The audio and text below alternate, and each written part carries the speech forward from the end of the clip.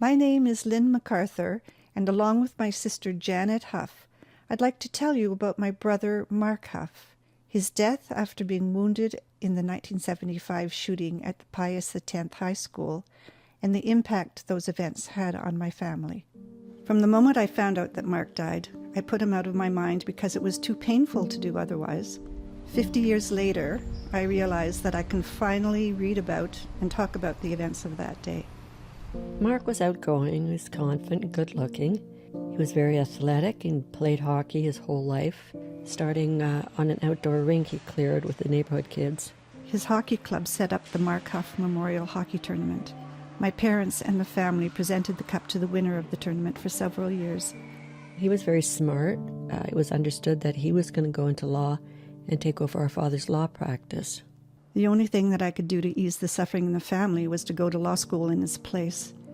I wasn't aware that Mark and his friend was planning to skip school that day, and he couldn't have even if he wanted to, because on that day I took the car. And along with Colleen Runstedler, we played hooky, going to her place to hang out just to listen to music. Her brother Desmond came home and told us that Mark had been shot. At 2:20 p.m., a quiet Ottawa high school student began spraying shots at his classmates. 6 were wounded, 1 critically. We were told that he was going to be fine. Then we were told he wouldn't make it. Then he would be fine but with some deficits.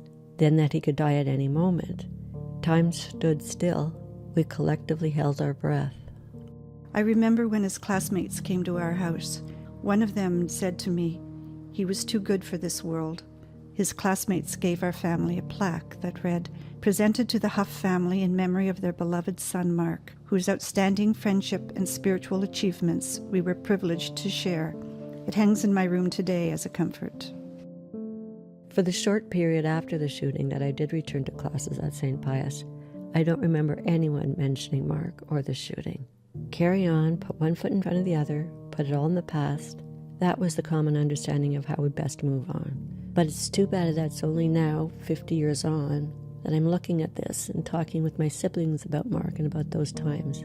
I wish we could have done this when my parents were alive. It has taken this unfathomable amount of time to learn what happened, perhaps partly because contemplating the what-ifs would have been too traumatic sooner. What if Mark and his friend Luciano DiNardo followed through with their plan to skip religion class that day? Mark relented, saying God will get us if we don't go. We were emotionally numb for a while. We had projects together and did things together, but we never spoke of Mark or of the shooting. Even at the students' 20th year anniversary, the classroom was locked and the subject was still taboo, unresolved, unfinished. We're sitting by the Rideau Canal on a bench that has a plaque memorializing my brother Mark. And the bench says, "In memory of Mark Hough, whose life was a gift and death a tragedy." The bench is a public reminder of that tragic day, and it's an acknowledgement of Mark's life. It's a reminder also that bad things can happen anywhere, even in Ottawa. After 50 years, I think the family will agree it's time to move on from the grief and the tragedy of that day.